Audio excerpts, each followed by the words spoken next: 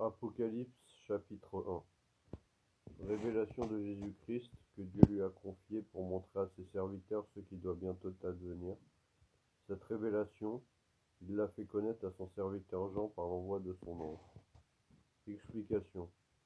La révélation de Jésus-Christ est que Jésus-Christ a envoyé lui-même son serviteur, son envoyé, afin d'accomplir sa volonté, à lui le Seigneur, par l'intermédiaire de son serviteur qu'il a nommé lui-même Jean, pour accomplir sa volonté par sa mère, la Vierge Marie, qui l'assiste continuellement dans son œuvre.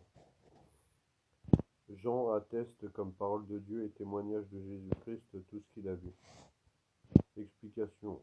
Jean, par sa vie et par ce qu'il a constaté de son vécu, atteste tout ce qui a été écrit, de ce qui a été consigné dans toutes les révélations de Dieu décrites dans ce livre, de Jésus-Christ son Seigneur et de sa Sainte Mère, la Vierge Marie.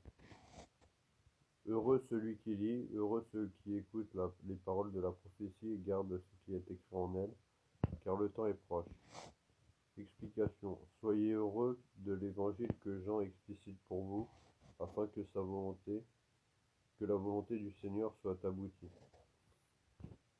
Jean, aux 7 églises qui sont en Asie mineure.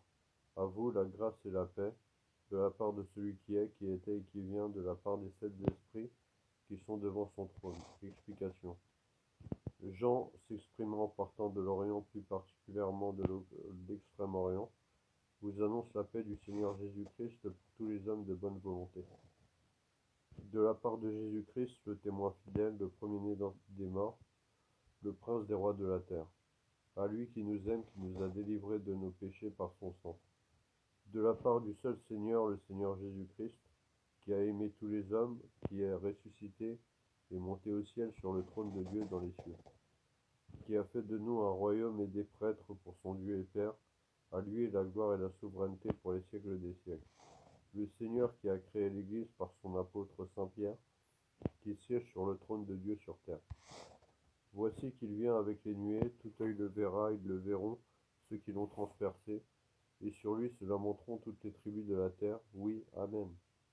Le serviteur Jean vient accompagné des nuées dont l'entoure Marie, afin que tous le voient comme un phare, même ceux qui l'ont jugé fou, bien que les Juifs le reconnaîtront comme leur Messie. Moi, je suis l'alpha et l'oméga, dit le Seigneur Dieu, celui qui est, qui était et qui vient, le souverain de l'univers. Ainsi a élu le Seigneur Jésus-Christ, le Seigneur de l'univers, son serviteur Jean. Moi, Jean, votre frère, partageant avec vous la détresse, la royauté et la persévérance en Jésus, je me trouvais dans l'île de Patmos à cause de la parole de Dieu et le témoignage de Jésus. Moi, Jean, catholique parmi vous autres catholiques, ayant foi en le Seigneur Jésus-Christ, je me suis retrouvé entouré d'un îlot catholique sur le réseau social TikTok, seul soutien qui me restait parmi lesquels j'étais encore accueilli dans ce monde. Je fus saisi en esprit le jour du Seigneur, et j'entendis derrière moi une voix forte pareille au son d'une trompette. Lors de l'Angélus, un dimanche, j'ai compris clairement l'appel insistant de Marie de revenir dans le giron de l'Église catholique romaine, dans laquelle réside le Seigneur Jésus-Christ.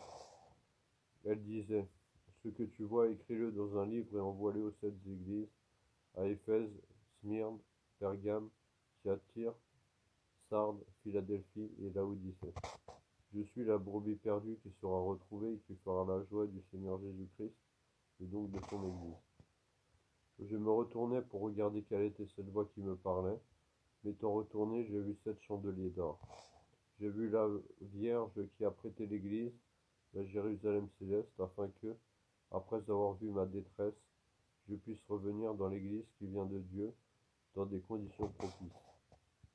Et au milieu des chandeliers, un être qui semblait un fils d'homme, revêtu d'une longue tunique, une ceinture d'or à hauteur de poitrine.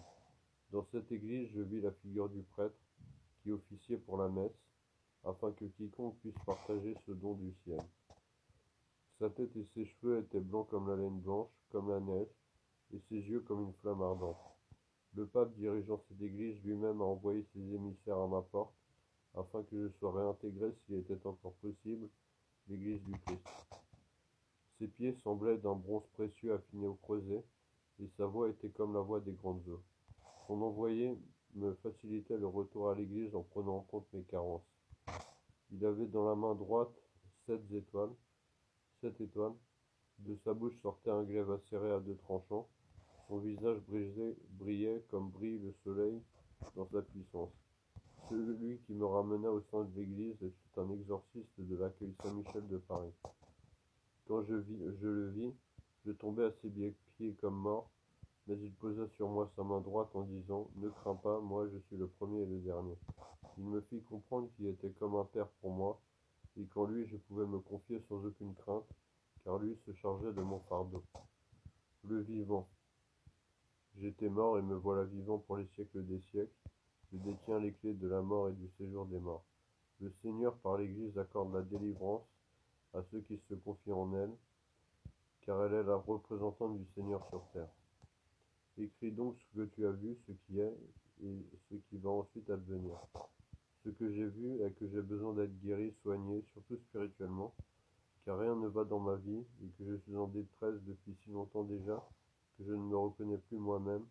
Je suis devenu comme un robot, totalement isolé, à l'écart de tous, et que ça ne peut plus rester ainsi plus longtemps. Quant au mystère des sept étoiles que tu as vues sur ma main droite, et celui des 7 chandeliers d'or, les 7 étoiles sont les anges des 7 églises, et les 7 chandeliers sont les 7 églises. Dieu est mon Dieu, et sa sagesse qui me surpasse de loin m'a enlevé le voile de mes yeux afin de me renvoyer à ma condition qui a besoin d'un secours, dont seule l'Église du Christ peut remédier.